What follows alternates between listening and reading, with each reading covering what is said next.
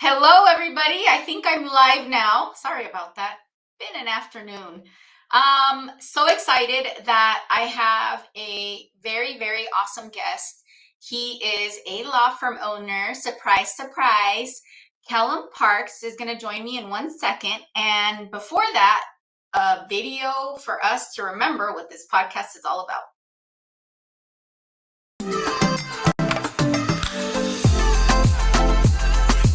Welcome to Care Sandwich, the podcast where we dive into the success journeys of law firm owners across the country. I'm Margarita Eberline, your host and the founder of Marketing Boss, a fractional chief marketing officer firm for law firms. On this show, we'll explore the challenges, strategies, and victories that have shaped law firms and how they wrap every interaction with care.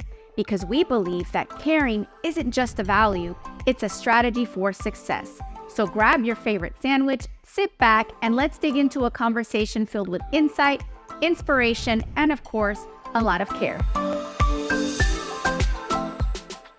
Hello, hello. Welcome back from our little break. So I'm going to welcome to the virtual stage our awesome guest, Kellam Parks. Come on in. There he is. I pronounced it right? Because I practiced it in my head. You absolutely did. Yes. All right. It took me a minute. I was teasing him. I'm like, English is my second language. How do you pronounce it? Anyway, it matters. Thank you so much for joining me. And thank you so much for your patience and your grace. It is the end of the day. And I know you have a bunch of legal work to do. And I want to start by thanking you for this space and thanking you for sharing your story. Tell us, who are you? What do you do? How'd you get into this mess? Sure. So, and I want to left you off the hook with my name because it's a weird first name. It's a popular last name around here, and judges even I've known them for 20 years. They mispronounce it. So your English is second language. You did perfect. Fantastic. So thank you so much for having me. I couldn't agree more that the whole premise of your podcast, caring. Obviously, we need to do that at all levels. Care about ourselves, care about our people at the law firm, and obviously care about our clients. So I'm a lawyer. I'm a law firm owner. I also own a dance company with my daughter, who will be 28 in December. My wife, who's a retired school teacher, and I help her run that business. And then I started a law firm owner coaching company last year called The Motivated Lawyer. So I spend a lot of time helping lawyers figure out the business of law. For my law firm, we've got 14 lawyers. We're in across Virginia and North Carolina. We do about 12 different practice areas. When I practice law, which isn't as much as it used to be, I do cybersecurity, data privacy work, and high asset divorces. But really, we try to help our clients across both states in any way we can. I'm overwhelmed. Like, how many practice areas? Well, I personally do 2 or 3, but we do 12 at my law firm. So we're sort of one of those old-timey generalist firms. So we do a lot of different things. Everything we do, consumer starts. We do the trust and estates, criminal traffic, divorces, family law. We do business formations, mediation. I do cybersecurity. So we really just try to help the clients where they are with whatever they need. And I've been doing it for 26 years now. I've had a law. I started as a solo in 2012, brought on a partner in 2015, and we've managed to grow it pretty well. I always laugh that we're successful despite ourselves because we didn't get a good business coach until about 3 years ago. So we were sort of roaming in the dark, which is one of the reasons I did coaching, trying to figure it out. That's the hard one. So talk to me about that. Like, help me connect how you went from the practice of law and being fully committed to that to then expanding. I was going to say splitting, but I'm not using limiting. Expanding to this other venture. Sure. So I was always a litigator. So I started, in law school, I thought I was going to be a prosecutor. So I geared my education toward criminal law. And then I realized I put myself through school and I really couldn't afford to do that. So I went to the civil world, did various types of civil work for many years. And I really liked trying cases. I'm good at it. I enjoyed the litigation. And then when I started my own firm as a solo in 2012, I really fell in love with the business of law. So both my mother and father were entrepreneurs. I never even knew I was an entrepreneur, but apparently I had that gene in me. And over time, I really enjoyed figuring out the business of law and hiring people and growing the firm more than the practice. And then once I started getting into coaching groups, which I did pretty quickly, I really found that I liked helping other lawyers figure it out as well. And so as I slowly became a law firm owner over years, I was giving away a lot of free lunches and dinners, which I'm always happy to do, trying to just share what I know. And I always laugh and say, I think a lot of the value I can provide and what I have provided is what not to do. Like the pitfalls, right? Like don't do what I did here, or do this over here. Follow me, I'm a walking cautionary tale. Let's go. Exactly right. Like and so one of the things that I share, so I'm a tech guy, right? So I ran I headed the Virginia State Bar's special committee on technology and the future practice of law. I'm into AI. I teach CLEs on AI. I do that one area. And so integrating that and helping other lawyers figure that out in all areas, it's not just tech, but I just found that that's my true passion. So I still enjoy practicing some law. These days, with the exception of some high asset divorces, I focus on cybersecurity, data privacy. So I help companies figure that stuff out. And run the firm with my partner, and he and I are co-owners, and we have a COO that really helps us do the day-to-day. But I found that even more than both of those, which I both enjoy in some capacity, is really just helping other lawyers figure it out, which is why I started the coaching company. So let me ask you this, and if you don't mind, I'm going to go down the route of the coaching thing because I'm fascinated, and I can relate. I'm not a coach. I'm in a sort of hybrid role where I give advice. My company gives advice as a CMO based on data, right? So we analyze data, but then we rely on the business owner to buy into the advice, make decisions they need to make to then implement it, right? The agencies, whatever implements, but they have to make those decisions. So one thing that I run into, and selfishly, I'm now asking you for advice because I want to see how you handle it. Law firm owner will come to us and say, my marketing's not working, right? And then we'll do an audit, and then we'll look at, we look at top of the funnel. Is it the visibility? Is it the brand? Is it middle of the funnel? Is it, the clicks are not there? Is it, they're not remarketing, they're not nurturing their leads? Or is it the bottom of the funnel, like sales, intake, Karen's being Karen at the front desk, right? So then what we do is we say to the business owner, here's what we found. Here's our recommendation. You need, a software for attribution. You need training for Karen. You need, maybe revisit your scope with this vendor because you have a skill set that's missing. Your vendor's really good at positioning your ads, but they're not good at video and photography. You need to source these, right? And then one thing that happens that, and I'm going to use the word frustrating because it frustrates us, is like, we're telling you what to do, and how to fix it. But then they have to make that decision of, all right, I'm going to make the investment in a videographer or photographer, right? Or I'm going to make the change, or I'm going to authorize whatever. But then they don't, because of whatever reason. Sometimes it's mindset, sometimes it's budget, which that's understandable, right? We find creative solutions for that. How do you handle it when you're giving people the formula in your consultant role? Because we get into the weeds, with the data and manage the project. So we're kind of hybrid, right? But I'm wondering, how do you handle it when you're literally giving them the blueprint, and then they have to act on it, and then they don't? And I use the word frustrating, not because I'm being critical. I have a lot of love and compassion for my clients. I get their life is really hard, right? But it's frustrating because it's I see the other side. How do you handle it? Help me. Sure. Look, that is absolutely something that is important. I hope you're enjoying the conversation and your sandwich as much as we are. I want to take a moment to share a few words about our sponsor, Marketing Boss. If you're a law firm owner looking to supercharge your growth, our team at Marketing Boss is here to help. We've got over a decade of experience and a proven track record, and we specialize in growing law firms like yours with data-driven marketing leadership. So if you own a law firm and you're ready to get a predictable, steady flow of cases from your marketing, let's connect at marketing-boss.com. The reason my company is called Motivated Lawyer, motivate's an acronym. And so M is the most important part, which is mindset.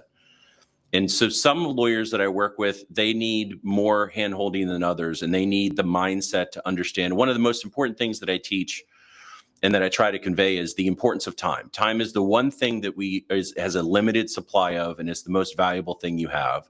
Yes. And so Dan Martell's book, Buy Back Your Time, which I know a lot of people have read, I'm I should have 1,000 copies to give away. So, but the idea is, as a lawyer, at the very minimum, you're billing for your time. Maybe it's flat fee, maybe it's contingency, maybe it's hourly, but your time is worth a certain amount of money.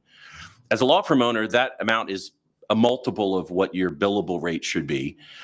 But even if it's just your billable rate, and even if you're a young lawyer and only billing $200 to $300 an hour, just think about for a minute that if you're hired a CMO such as yourself to give the good advice, and maybe one of your advices is, hey, you need to be able to do the video. Well, as a busy lawyer and as a law firm owner, I will tell you, and one of the reasons we grew slower than we could have before we got an individual business coach telling me basically the same thing I'm saying now, is you need somebody to help implement, right? You need the person to do the work because it's not your area. You're not a videographer, most likely, talking to the lawyer. And B, you don't have any time to do it. You're too busy practicing law, putting out fires, trying to, work as a CEO of your law firm to design it. So you hire experts such as yourself to give the advice, and then you have to hire the people to do it. And at the end of the day, if they say, well, I don't have time to hire anyone, and they just can't get there, they're not ready for coaching. I've turned down clients to where they're not willing to frankly listen to what they need to do. And at the end of the day, I'm not there to tell them you have to do it this way or you must listen to me. I have the magic bullet. There's no magic bullet. Right. But fundamentally, you have to understand the value of your time, whatever that means. And whether you like trying cases, then that's the highest. It should be the highest value cases, right? You shouldn't be doing every case that comes in the door. Or if you don't like trying cases or you like the business of law, then it should be the strategy. And you need to go hire a fractional CMO, a fractional CFO, CEO, COO until you get large enough. So we have an in-house full-time marketing manager. I have an in-house full-time COO because we have 35 people and 14 lawyers. Yeah. But as you grow, and that's the value that you give and that CMO, and that's fractional, not a lot of great things came out of the pandemic, but one thing that I think really did was the idea of fractional C-level executives really hit it because nobody could get together. And the value that you provide is enormous. And you just have to show them, you've paid me all this money to give you advice. I'm the expert. I promise you. And marketing's, look, when you're growing, you're the most important part. You can be the best lawyer in the world, but if nobody's calling you and you're unable to convert those to clients, which I call marketing and then intake, really two sides of the same coin, you don't have a business. So hiring you to tell them what to do is great, but then they have to go hire the people to do it. So implementation is the hardest thing because we're also control freaks. You know that. Most lawyers are type A control freaks. Nobody can do it as good as I can. I need to do it myself. And a lot of what I do for my clients, and most of them come to me with that mindset. I had that mindset. Yeah. Most of what I do, that's the mindset. It's, hey, no, not true. First of all, you probably aren't the best person to do it, not to burst your bubble. But secondly, what Dan Martell says is 80% is awesome. Go find somebody to do 80% as well as you, but it'll get done. Whereas if you try to do it yourself, it's not going to get done. So that's a very long-winded answer to your question. But at the end of the day, you just have to convince them that their time is more valuable and it's not going to get done if it's on their plate. Like if you could just give me one more soundbite that says, and hire your marketing boss as your fractional CMO. I'm all my promo videos. Look, this is perfect. Thank you. Well, it is. And so, I have clients I have a couple of one-on-one clients right now. And one person is a tax attorney and he came from a large firm. He's had his firm for about 2 years and he doesn't need any more. He can't do the business he has. So his challenge was hiring somebody to help him handle the intake and also handle paralegal work and be able to get the work done. Then we're going to do, quite frankly, he doesn't need marketing because he can't even answer the calls that he has now to do the work. On the other hand, I've got another client that is trying to grow his business and his thing is, hey, I want to do this kind of law, but I don't have enough clients in that area. So I'm doing this other kind of law that I don't really want to do. I said, oh, well, then your number one thing is marketing. We have to get the right clients to come to you. And then the other thing is part of my coaching is, no matter what it is, whether it's technology or marketing. So marketing, and that's the visibility, V for and the nice little acronym I put together. But for me, what I'm saying is these are the principles. This is how you need to do it. This is avatar client. This is how you do it. And then I connect them with people like you. I say, look, you need a fractional CMO. You need a videographer. You need whatever you need. Here are a couple of people that I know, trust, and like that can do a good job. Now I'm basically giving you the Rosetta Stone. I'm giving you the lexicon to be able to talk to them, so you know what to ask. You know what they're talking about. Again, I'm giving them good vendors such as yourself. That's not going to, they're not going to get ripped off, and they're going to certainly do good work. But at least now they understand the right questions to ask you, and they understand to be able to give you the answers, and everybody wins. So that's a lot of what I'm trying to do, is be a translator and sort of identify the issues that they, quite frankly, don't know anything about because they didn't teach us anything about business in law school. This is great. I feel like I just got like a coaching selfishly. I'll send you my bill. That sounds great. Please. So I could talk to you forever, but we don't have a lot of time because I know you have to get back to work, and I don't want to go over too much. But tell us, how can people get a hold of you if they want to connect with you about your law firm's legal services, or even your coaching, or like, just tell us how to connect. To get a hold of me, sure, absolutely. So you can get a hold of me either way. So my law firm is Parks Zeigler. My email address is kparks, so K for Kellam, Parks, kparks@pzlaw.com. Or, and by the way, I respond to both, but if you are interested in the coaching, it's kparks@themotivatedlawyer.com. Really easy to remember. One thing that I do a free weekly newsletter. So every Tuesday morning, I send out a newsletter where I talk about one business principle under the Motivate framework. I talk about 4 AI stories of the week before, and then a practical AI tip, because again, I'm all into AI and tech, and I think it's important. Yes. So if you go to themotivatedlawyer.com right now, all it is a newsletter sign-up spot. Just enter your information. I'll put you on the list. You'll get that email as a lawyer every week. And then the big launch of my company is by the end of the year, hopefully by the end of November. And that's where I'm going to be doing group coaching. So right now I do one-on-one coaching. That's 12-week program. And I'm certainly happy to talk to people about that, but it's an investment.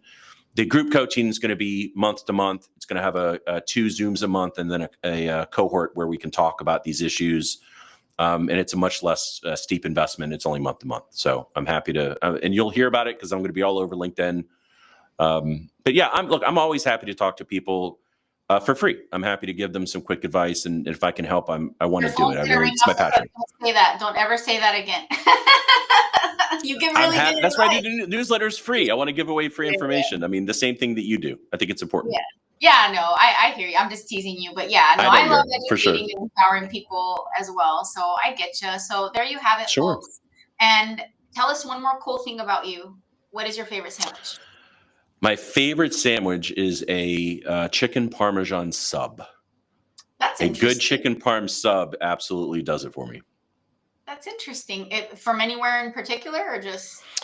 Well, I'm picky. So there's a place, I'm in Virginia Beach, Norfolk area, and there's a place called Franco's that have been around since the 1980s. And so far, it's the best chicken Parm sub I've had anywhere in the world.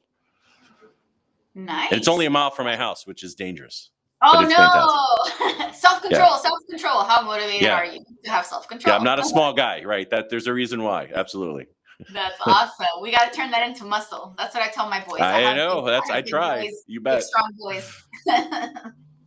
So anyway, well, this has been great. There you have it, folks. You know how to get in touch with him and talk to him about his coaching. Sign up to that newsletter. I know I'm signing up, and I want to stay tuned for what's next with your coaching for sure, because I like to have coaching just for my own sanity, just to stay on track. I find that mindset is like 80% willpower and 20% just mindset. Just stay on task. Just keep showing up. Or maybe it's backwards. I don't know. Maybe it's 80% mindset and 20% willpower.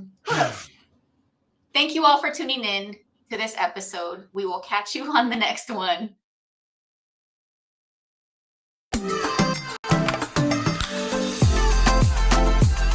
Thank you for joining us on this episode of Care Sandwich. Remember, the way we care for our clients, our teams, and ourselves can make all the difference in our success. Until next time, keep caring, keep growing, and I'll see you on the next episode of Care Sandwich.